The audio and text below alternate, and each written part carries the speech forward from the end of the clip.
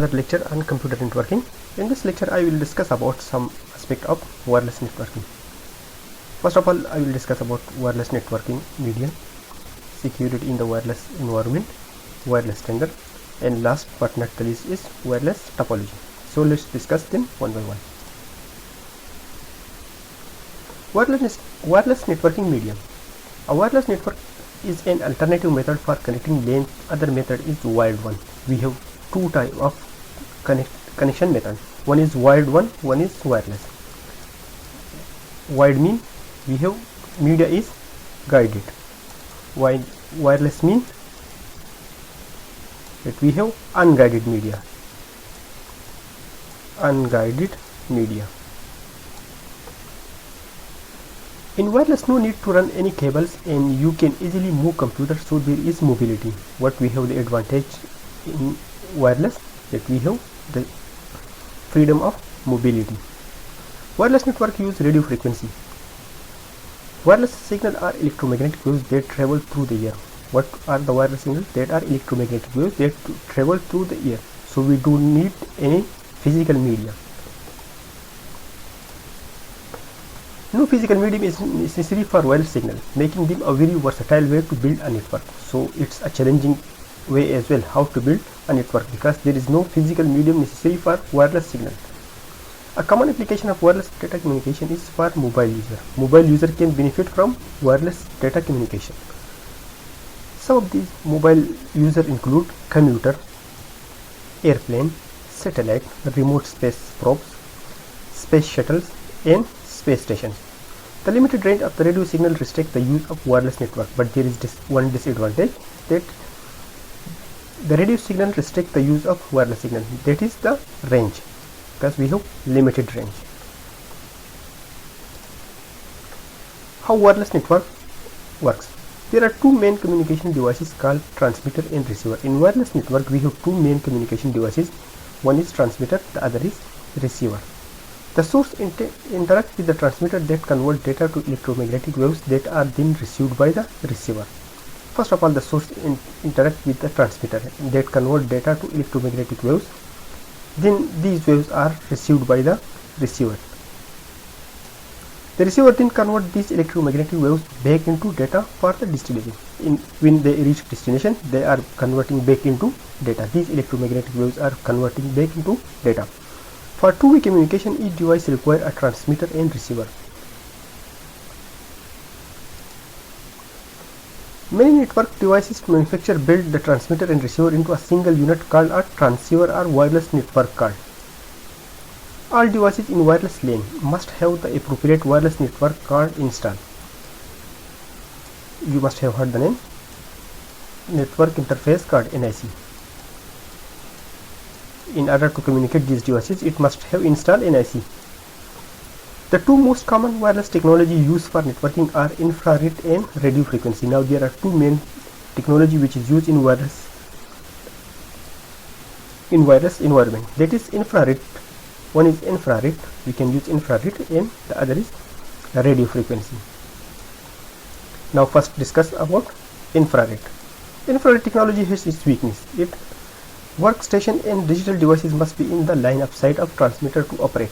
For example, if we have these are nodes or these are the devices, and if they are to communicate with each other, they must be in line of sight with each other. So they must be in close proximity to each other in order to communicate when they are using infrared technology. So this is the one weakness or disadvantage. In infrared technology based network suit environment where all the digital devices that require network connectivity are in one room. They must be in one room or in close proximity to each other. Infrared network technology can be installed quickly, but there is one advantage, that it can be installed very quickly. But the data signal can be weakened or obstructed by people walking across the room or by moisture in the air. Even the data is obstructed by walking people across the room, or if there is moisture in the air, it can also obstruct the signal and we can obstruct the data. So this is the disadvantage of infrared technology. Now coming to radio frequency. Radio frequency technology allows devices to be in different room or even building. When we are communicating using the radio frequency technology, the devices shall not be in the same room, or even they should not be in the same building. Radio frequency technology can be on single or multiple frequency. Now radio frequency technology can be single frequency. They can use single frequency or multiple frequency. A single radio frequency is subject to outside interference and geographical obstruction. Furthermore, a single frequency is easily monitored by other. For example, if someone is a hacker and sitting outside, and he can monitor it easily because it's a single frequency, which make the transmission of the data insecure, and the data transmission is insecure. Spread spectrum avoid the problem of insecure data transmission by using multiple frequency to increase immunity to noise. So there is one technology which is called spread spectrum. It can avoid, it increase the frequency to increase immunity to noise and to make it difficult for outsider to interrupt data transmission. So the one weakness which is occurred in the signal frequency use spread spectrum technology. In that way we can minimize the insecure data because we have multiple frequency. Now, security in the wireless environment. With the exponential growth of wireless technology, there is a tremendous increase in the security risk. There is tremendous growth in wireless network technology because it's very easy, because you don't need to run cable here and there, so it's very easy. But there is one risk, which is security risk. When we increase security, we increase the time being spent to manage the system. So when we spend more time, we spend more money, so it's a bit costly. The first level of security would be in the wireless LAN is to protect first the radio frequency waveform itself. First of all, we must protect the radio frequency waveform itself. Wireless access point radiate radio waves are over a large area which is not restricted to single physical building, which make the radio waves accessible to many non-authorized users, which increase vulnerability, because these radio waves, they are propagated over a large area, so it's not restricted to one single building. So this accessibility is they increase the vulnerability to unauthorized user. The unauthorized user can use these waves and can breach into the system. To reduce this vulnerability, the method is used which is called the encryption key. So we have one method by which we can reduce this vulnerability by using the encrypted key. Now, wireless security approach. There are two wireless security approach. One is wire equivalent privacy WEP.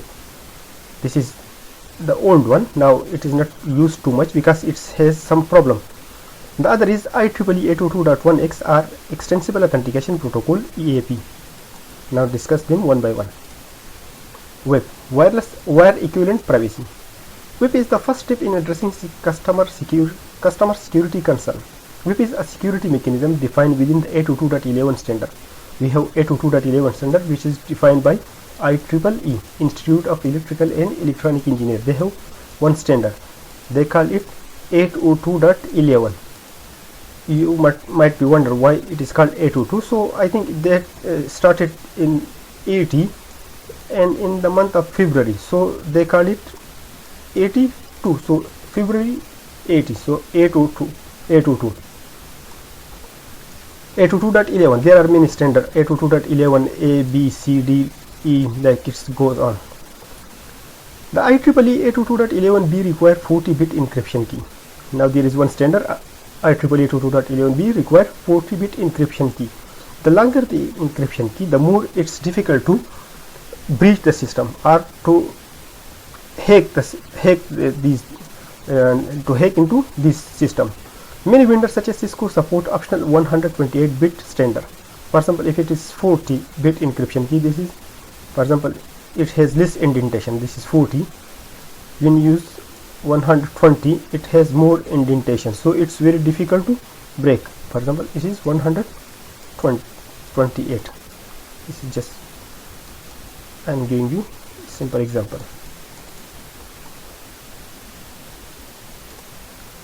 The main goal of the WEP are deny access to the network by unauthorized user who do not possess the appropriate key. So what WEP do is that you must, for example, any user who want to access the system, that must have an authorized key. So who do not have this authorized key, it has denied access to the network. So this is the primary way of to use against the unauthorized user to access the network. However, it is not recommended to use WIP as a sole security mechanism for a wireless lane, but this is not sufficient to WIP is not sufficient to protect the wireless lane. WIP should be supplemented with additional higher level security mechanisms such as virtual private network. For example, if our network is very high data we are transmitting, so we need to also virtual private network VPN, or we must install firewall, so it can reduce outside attack from the to the network. Now coming to 822.11, 822.1x. IEEE 822.1x extensible authentication protocol is an alternative wireless LAN security approach to WIP. Because there were some problem or there were some flaws in the WIP, so there were alternative approach by IEEE 822.1x. IEEE 822.1x is a standard for port-based network access control. What it's used is port-based network access control. EAP extensible authentication protocol allows wireless client adapter that can support different authentication types to communicate with different back-end servers, such as remote authentication dial in user service radius. Cisco system has developed a distinctive of EAP based on mutual authentication called lightweight EAP extensible authentication protocol. Now Cisco has developed one more derivation of the EAP. It has modified EAP extensible authentication protocol for their own use, and they call it mutual authentication and called lightweight extensible authentication protocol. Mutual authentication means that both the user and the access point to which the user is attempting to connect must be authenticated before access onto the corporate network is allowed. In this case, both the user and the access point they must recognize each other to enter into the system, so it has more security by using mutual authentication. Mutual authentication protects enterprise from unauthorized access point serving as a potential entrance into the network. There is another one standard which is Wi-Fi protected access, WPA1 or WPA2. It is more secure than WIP. Developed by the Wi-Fi Alliance to secure wireless computer network. It was developed by Wi-Fi Alliance. This is one of the standing body which define rules for the wireless network. Free share key WPA and WPA2 remain vulnerable to password cracking, but there is another, but these are also not safe altogether because there is vulnerability to password attack or cracking if user rely on a weak password or passphrase. For example, if you put some password which is not sufficient or which is not complex enough, so user can crack this password very easily. So this is also the vulnerability of using WPA and WPA2. So use WPA2 whenever you can use, because it is more secure than WPA1. To protect against a brute force attack, a truly random passphrase of 20 characters selected from the set of 95 permitted characters is probably sufficient. You must have strong password used. For example, it must be uppercase letter, lowercase letter, or number mixed together, so it cannot be break by brute force attack. For example, if you use simple password, by brute force attack it can be easily broken within couple of minutes. Now let's discuss IETF. It is Internet Engineering Task Force. The Internet Engineering Task Force is another standard development organization that has impacted the wireless networking industry. But it has just two RFC, which is very important related with the wireless network, and that is RFC 3748. RFC means request for comment, and another RFC is 2865. These two are the very important standard which is developed by IETF, Internet Engineering Task Force.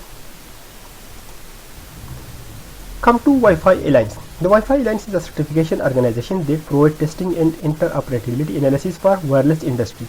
For example, if there is wireless in the wireless industry, if there is some equipment, it must be interoperable, or they can be working on different networks. So this Wi-Fi Alliance, they provide certification to these devices.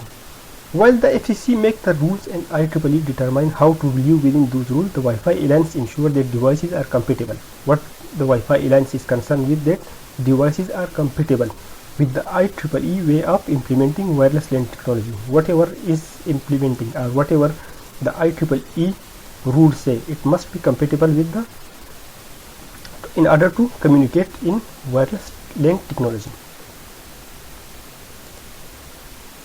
Now the main standard is IEEE 802.11. So as I told you, they have many standard: 802.11a, b.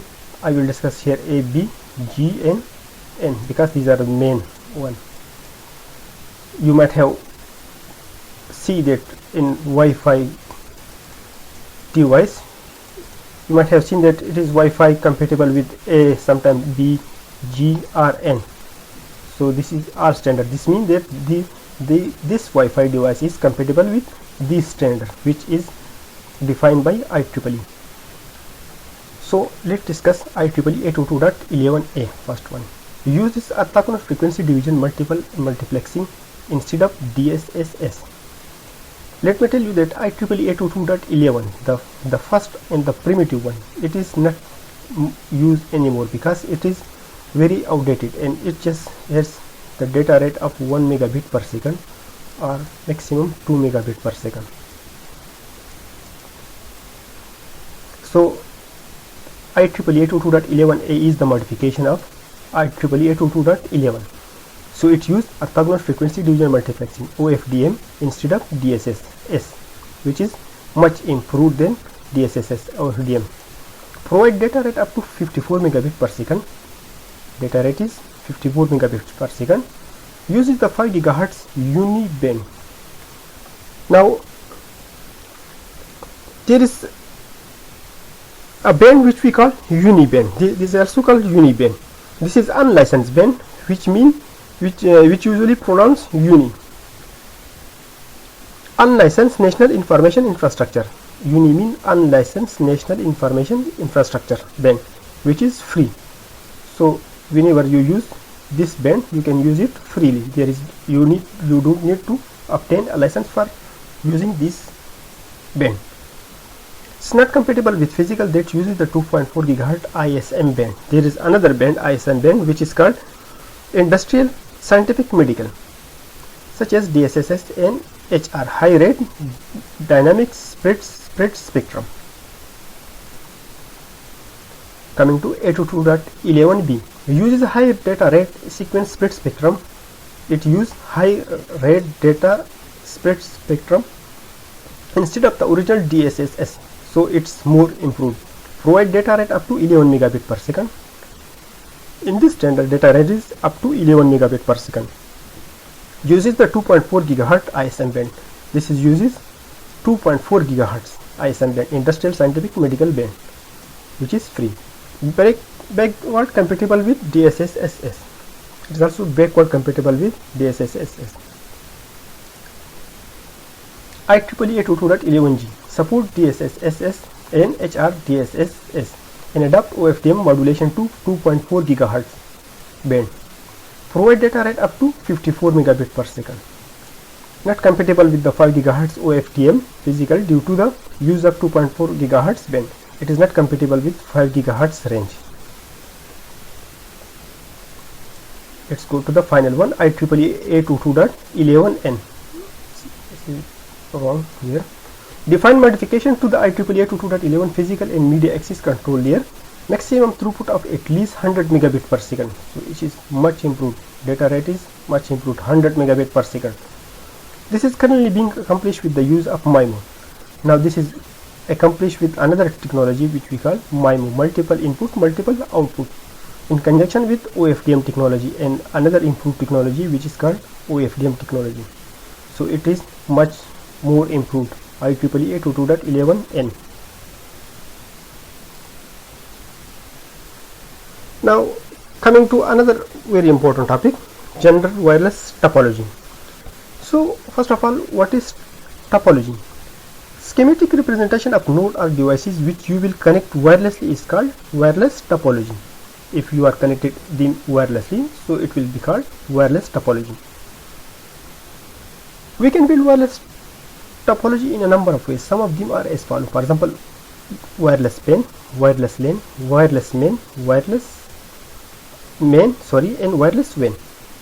Wireless personal area network, wireless local area network, wireless metropolitan area network, wireless wide area network. Let's discuss them one by one. First of all, wireless PAN. Now, what is the situation or in which environment we are using wireless PAN? If you are interested to connect something that is very close to you, means the devices which are communicating with each other and it is very close to you. So you can use the solution should be wireless PAN. If you wanted to wirelessly connect something that is very close to you, so the best solution is wireless PAN. In that situation, you can use wireless PAN topology. It has the following characteristics. The range is short, about 20 feet, but it has very short range because approximately 20 feet. So it's almost in the same room, in one room you can use these devices. 8 active devices. You must have at most 8 active devices. There could be more passive devices as well, but the active devices should be at most 8. Unlicensed 2.4 GHz spectrum. It uses unlicensed 2.4 GHz spectrum. Unlicensed means that you don't need to obtain any license to use this band. Called a piconet. The most common wireless band is Bluetooth. The most common example is Bluetooth. You might have heard Bluetooth. It's a technology, wireless technology. Wireless LAN. In which situation you can use wireless LAN? Wireless LAN are designed for a large area than of a wireless PAN. These can scale from very small home office to, you can use in home office, to large enterprise network. The fact that they are local area mean why we call this local area, means that the organization where the wireless LAN exists also manage and probably own the equipment. The organization who manage this wireless LAN, they might have own these equipment. That's called it is local. What is the characteristics of wireless LAN? In which situation it is fit, so it can use 2.4 GHz or 5 GHz spectrum. Two spectrum. You have the choice of either to use 2.4 GHz or 5 GHz. A larger range than wireless PAN. Wireless PAN can use maximum 20 feet. It has got 100 meter from access point to client. To achieve further distance, more power output is required. Now to increase more than this output, you need to increase the power, but there is some restriction, government restriction, that you cannot produce more output than a specified power. So it's just restriction. It is not personal, so more clients are expected. In personal area network, the network was mostly personal, so but here the clients are, you can expect more clients because it is not personal. You could have more people here. Wireless LAN are very flexible, so more than 8 active devices clients are expected, unlike a wireless PAN. In wireless PAN you can have at most 8 active devices. Here you can have more than 8 active devices. Normally you find a mix of dual band wireless access point, laptop and desktop in a wireless LAN. A wireless LAN operates in either 2.4 GHz spectrum for 802.11bg or 5 GHz spectrum for 802.11a. In some area 5 GHz is restricted because they are mostly used in airport and traffic control and like these things, so it is restricted, but anyway it depends on the area. You can check this one. The frequency spectrum used by 802.11a, b, g and n are unlicensed. Unlicensed means that you don't need to require the license band. Wireless LAN cover larger area, they require more power output than a wireless PAN. The issue in wireless LAN is that you do not exceed the power rule that the government set for. As I told you, wireless LAN are designed to give mobile client access to network resources. Wireless LAN much more complex than wireless PAN. Wireless PAN is simple as compared to wireless LAN. It is much more complex. What makes wireless LAN flexible is that the fact that access point and client are dual band. Access point and client are dual band. Now let's go to wireless MAN, wireless metropolitan area network. Speed decrease as the distance increase, because in wireless metropolitan area network we have increased distance, so speed decrease by increasing the distance. Close to broadband speed versus Ethernet speed, used as a backbone, point to point or point to multi-point. This can be used as in this situation. Most well-known example is WiMAX. WiMAX is worldwide interoperability for microwave access. This is a family of wireless communication standard initially designed to provide 30 to 40 megabit per second. 30 to 40 megabit per second.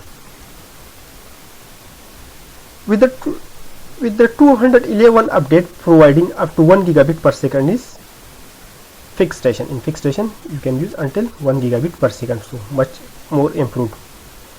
Wireless MAN are used as a backbone service, point to point or even point to multi-point link that can be a replacement for technology such as T1 and T3. This could be a replacement for T1 and T3. T1, the T carrier is a member of the series of carrier system. It is the carrier system. It is the family of carrier system developed by AT&T Bell Laboratories for digital transmission of multiplex telephone call.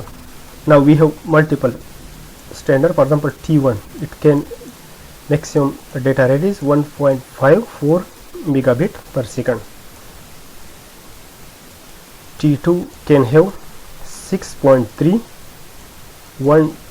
megabit per second, and T2 can have 96 channel, maximum 96 channel. T3 can reach until 44.7 megabit per second, and it has got 672 channel, much more channel. Sometimes a wireless MAN can use unlicensed frequency, so it has advantage because it is unlicensed. You can get it free. However, this isn't always a prepared solution, because others could also use the same frequency, thus causing interference. Because if it is free, you are using this frequency, so in your neighbor vicinity other people can also use the same frequency, so you could have interference because these people are also using the same frequency because it is free. Many wireless MAN prefer to use a licensed frequency range, but many wireless MAN they prefer to use a licensed frequency range, because this frequency range you can use it exclusively for yourself. However, this requires payment of exclusive right. For exclusive right, you have to pay some fee to the government or the institution which regulate these frequency. The most widely known wireless MAN is WiMAX 802.16b. WiMAX can be used to offer last mile access as an alternative to broadband service such as DSL or cable connection. WiMAX could be the last mile solution. WiMAX is an excellent solution where facility or distance are limitation. With WiMAX, you pay a service provider for access because the cost of deployment is very high. You have to pay for service provider. You have to pay to service provider. Now coming to the last topology of wireless network, that is wireless WAN, wireless wide area network. Low data rate, because we have increased distance in this one. Pay per use. If you use it, you have to pay for this one. High cost of deployment. Cellular service is a wireless WAN and probably offer data access as well as voice access. You might have heard about cellular service. Because why it is called cellular service? Because it uses cell. This has got one cell, another cell, another cell, another cell. The geography is divided into different cells, so that's why it is called cellular service.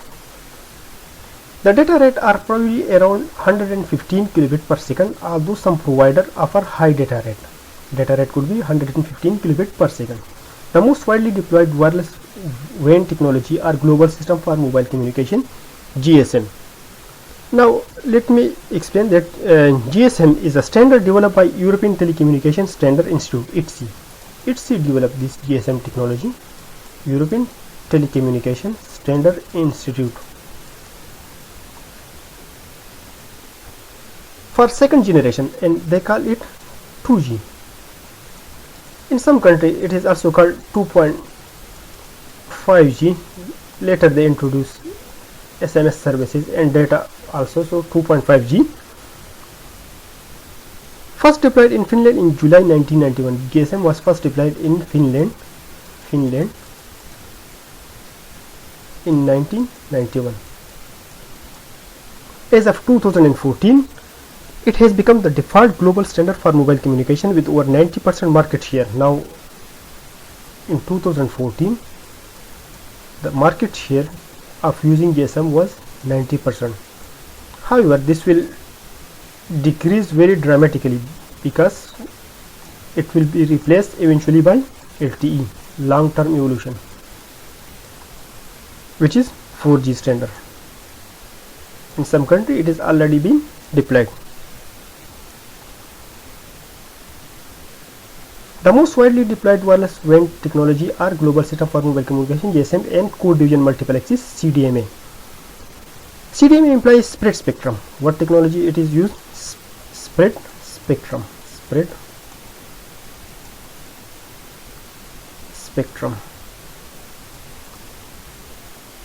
In a special coding scheme where each transmitter is assigned a code. So each transmitter is assigned a different code. So by this they can distinguish each other. Payment for data access or even voice access is typically based on usage. You have to pay for this one based on your usage. That's it for today's lecture.